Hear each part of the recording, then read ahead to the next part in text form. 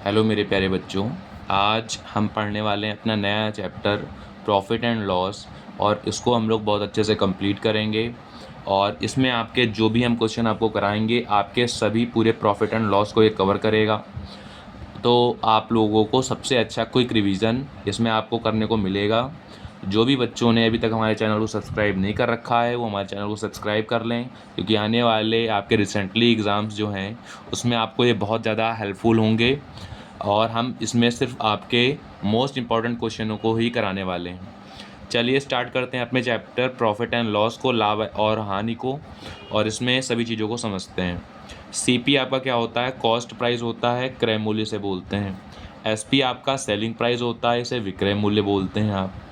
और आप जानते हैं कि आपके जो चीज़ खरीदी जाती है किसी आपके मूल्य पर, वो आपका क्रय मूल्य होता है, और जो चीज़ आपकी किसी मूल्य पर बेची जाती है वो आपका विक्रय मूल्य होता है।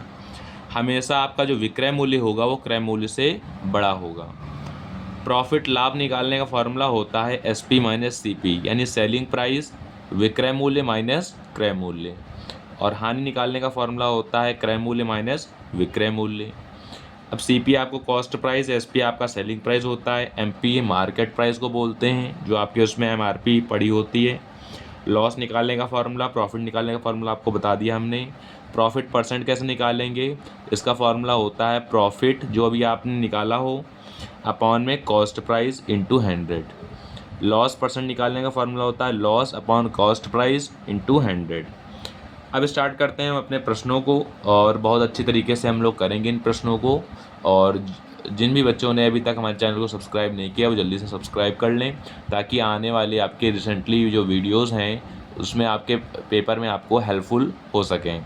चलिए स्टार्ट करते हैं अपने क्वेश्चनों को और अच्छे से करते हैं इनको।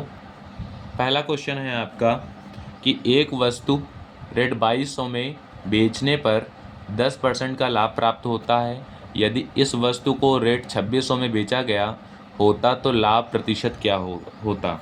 चलिए सॉल्व करते हैं। आपको पता है 10% लाभ है, यानी कोई चीज़ आपकी 100 की होगी तो 110% में आपके बिक रही है, और उसकी वैल्यू हमें दे रखी है 2200 के बराबर। तो 1% की वैल्यू आपकी क्या आ जाएगी? 2200 बटे 110। ज़ीरो से ज़ीरो कैंसिल, 11 एकम 11, 11 दूनी 22, यानी 1% की वैल्यू आपकी आ गई 20 रुपये। और 100% की अगर वैल्यू में फाइंड करना है तो इसमें 100 से मल्टीप्लाई हो जाएगा, यानी आपका 2000 आ जाएगा। अब इन्होंने हमसे पूछा था लाभ प्रतिशत निकालिए, तो लाभ प्रतिशत क्या आएगा आपका? तो आप जानते हैं लाभ प्रतिशत निकालने के लिए 2000 की चीज़ है 2600 में बेची जा रही है, तो 600 रुपये का आपका लाभ आएगा। और कितने के ऊपर? 2000 के ऊपर, मल्टीप्लाई 100। 2 जीरो से 2 जीरो कैंसिल, 1 जीरो से 1 जीरो कैंसिल, 2 एक कम 2, 2 तीन 6, यानी कि आपका 30% जो है वो लाभ प्रतिशत आ जाएगा आंसर में। बात करते हैं अपने दूसरे सेकंड क्वेश्चन की तरफ। सेकंड क्वेश्चन में दिया हुआ है एक वस्तु के लागत मूल्य और विक्रय मूल्य के बीच का अंतर रेट 360 है। यदि लाभ 20% है तो विक्रय मूल्य क्या है? अब आप जानते हैं 360 रुपये का है, इसमें आपके अंतर क्रय मूल्य और विक्रय मूल्य के बीच में। और आप जानते हैं इनके बीच में 20% का लाभ है, यानी 20 आपका ये होगा, और 20% लाभ है तो 120 का आपके टोटल होगा। 100 से बढ़कर 120 हो जाता है आपका। 0 से 0 कैंसिल, 2 एक कम 2, 2 छंग 12, 360 का 6 से मल्टीप्लाई कराएंगे, 36 छक्का 216 होता है। एक जीरो लगा था, एक जीरो लगा दिया, इतने रुपए आपका आंसर आ जाएगा। ये विक्रय मूल्य है आपका। अगले प्रश्न की तरफ बढ़ते हैं हम लोग। अगला प्रश्न हमारा है 42 मीटर कपड़ा बेचकर विजय को 7 मीटर कपड़े का विक्रय मूल्य प्राप्त होता है। लाभ प्रतिशत ज्ञात कीजिए। कैसे फाइंड होगा? मतलब कि इसका जो प्रॉफिट है वो 7 एसपी के बराबर है, 7 एसपी के बराबर है। तो हम लोग लेट कर लेते हैं एसपी इक्वल 1 हो जाएगा। तो आपका एसपी जब इक्वल 1 हो गया तो एसपी इक्वल आपका टोटल कितना था? पहले 42 था, और 7 एसपी के प्रॉफिट आपका क्या आया था? 7 एसपी के बराबर, यानी 7 का 1 से मल्टीप्लाई, तो प्रॉफिट आपका 7 हो गया। सीपी आपका कितना आ जाएगा? 42 में जब 7 माइनस करेंगे तो 35 आपका सीपी हो गया। अब प्रॉफिट परसेंट आपको निकालना है। प्रॉफिट परसेंट क्या होता है? जो प्रॉफिट है वो आपका लिखेंगे, अपॉन में आपका सीपी आएगा, मल्टीप्लाई में 100। 7 एकम 7, 7 पन्ना 35, 5 एकम 5, 5 दूनी 10, 20% आपका प्रॉफिट आ जाएगा। अपने अगले प्रश्न की तरफ बढ़ते हैं हम लोग। अगला प्रश्न क्या है हमारा? हमारा अगला प्रश्न है, एक वस्तु का क्रय मूल्य रुपये 2800 है, विक्रय मूल्य के प्रतिशत में लाभ 20% है, वास्तविक लाभ का मान क्या होगा? तो आप जानते हैं प्रॉफिट आपको कितना परसेंट दे रखा है, 20% दे रखा है ऑन एसपी पर आपको दे रखा है 20% का फ्रैक्शन होता है 1/5, यानी ये आपका प्रॉफिट हो गया, ये आपका एसपी हो गया। तो सीपी और एसपी के बीच का रेशियो आपका क्या आ जाएगा? 5 आपका ये है, ठीक है, और 5 में 1 माइनस कर देंगे अब तो आपका सीपी आ जाएगा, यानी 4:5 का आपका है। इसके बीच का आपका डिफरेंस कितना है? 1 का डिफरेंस है। 2800 रुपये है आपका, और कितने के ऊपर? सीपी के ऊपर, इंटू इनके बीच का जो डिफरेंस है 4 1 जा 4 4 7 जा 28, यानी आपका 700 जो रुपये होगा वो आपका वास्तविक जो है लाभ होगा। अगले प्रश्न की तरफ बढ़ते हैं हम लोग। ये जो क्वेश्चन है आपका, इसको हम लोग बटरफ्लाई कॉन्सेप्ट से करने वाले हैं। चलिए देखते हैं प्रश्न को। अनु ने कुछ लाभ में 480 रुपये में एक लेख बेचा। अगर उसने इसे 400 में बेचा होता तो शुरुआती लाभ के 1/3 के बराबर नुकसान होता। लेख का लागत मूल्य क्या था? अब आप जानते हैं कि इसमें लॉस और प्रॉफिट के बीच में 1/3 के बराबर आपका आया है, 1:3 का है। सीपी हम लोग देखते हैं अपना, तो सीपी आपका स्टार्टिंग में क्या था? 400 रुपये, बाद में क्या हो गया? 480 में ये बेचा जाएगा। अब ये आपके इन दोनों के बीच में आप देख सकते हैं 400 480, यानी कि आपके इसमें 20 और 60 का रेशियो, यानी कहने का मतलब है 400 में 20 जोड़ देंगे तो 420 आपका आ जाएगा, और इनके बीच का जो डिफरेंस है वो कितना है आपके? 80 रुपये का, यानी आपके 3 1 4 यूनिट की आपकी वैल्यू दे रखी है 80 रुपये। तो 1 यूनिट की वैल्यू आपकी कितनी आ जाएगी? 4 दूनी 8 20, ठीक है। और जब 20 आपकी यूनिट आ गई तो फिर आपका ये कितना हो जाएगा? 420 इसका आंसर हो जाएगा। लेख का लागत मूल्य कितना आ जाएगा आपका? 420 आ जाएगा। उम्मीद है प्रश्न आपको समझ में आया होगा। बढ़ते हैं अपने अगले प्रश्न की तरफ। हमारा अगला प्रश्न है, एक गोलार्ध की त्रिज्या 19% बढ़ जाती है तो कुल सतह क्षेत्र और पार्श्व सतह क्षेत्र पर क्या प्रभाव पड़ेगा? अब आप जानते हैं एक फॉर्मूला आप जानते हैं सक्सेसिव मेथड का, a+b+ab/100 होता है।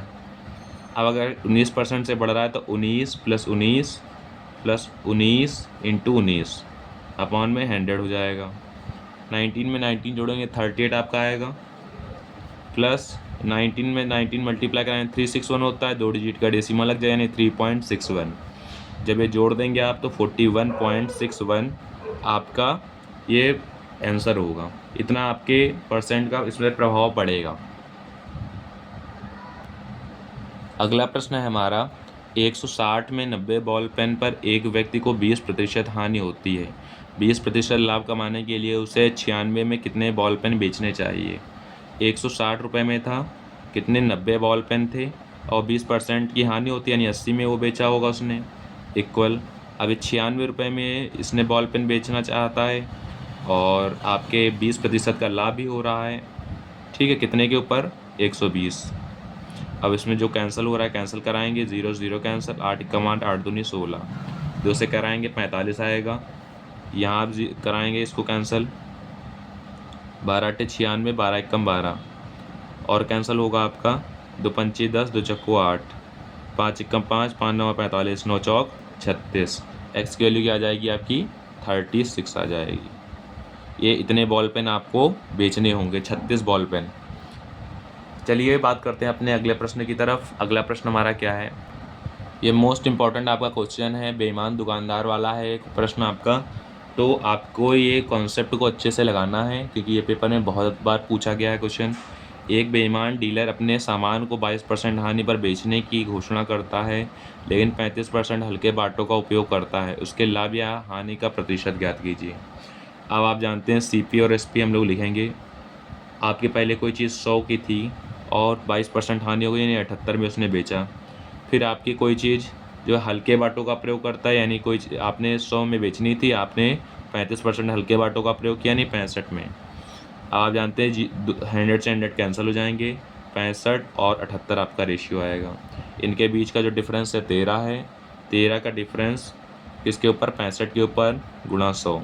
13 एकम 13, 13 पचे 65, 5 इक्का 5, 5 दूनी 10, यानी 20% आपका जैसे क्या होगा, प्रॉफिट होगा।